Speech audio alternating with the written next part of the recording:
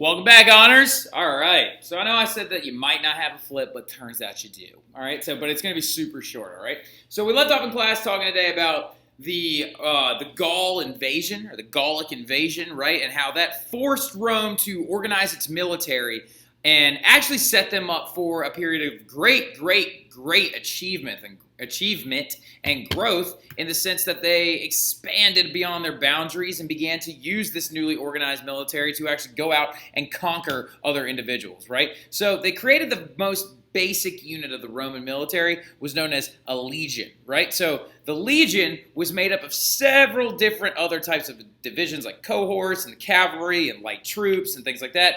But the legion becomes the thing that lets them divide and conquer, right? So they could send multiple legions out in different directions. A general may control 4 to 5 legions at any given point, making it very easy for them to go out and take over other areas, right? Now, as they went out and and conquered other people, they took a page from the Persian book, right? They allowed conquered people to keep their customs and religion as long as they pledged loyalty to the empire and they paid their taxes, right? Now, also, they're even going to extend citizenship inside of Rome to several different groups of people, allowing some of them to vote, allowing some of them to actually take part in the political structure, right? And as they went out and took over things, by 500 BC, the Romans had extended their power to most of the Italian peninsula, right? Which is absolutely ridiculous. All right, so now they're going to start establishing colonies and growing their massive expanse. So most of Italy by this point is going to be controlled by Rome, right? And as they went out and conquered people, they started building roads, right? Write this quote down. It's very important.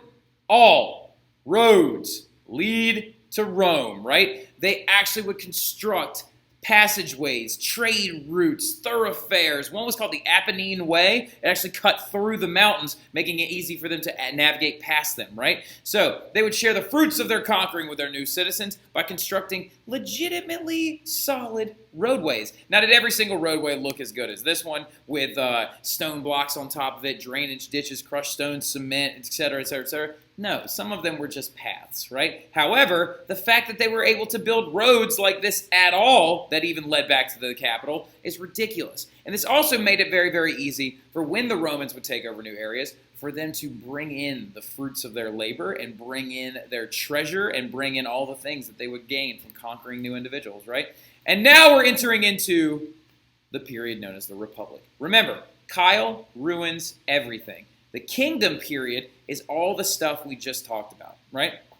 The kingdom period is everything from the beginning of this unit to now. So you can go ahead and put a line in your notes. And now we're getting into the Republic period, right? And the Republic period is defined, most importantly, by this.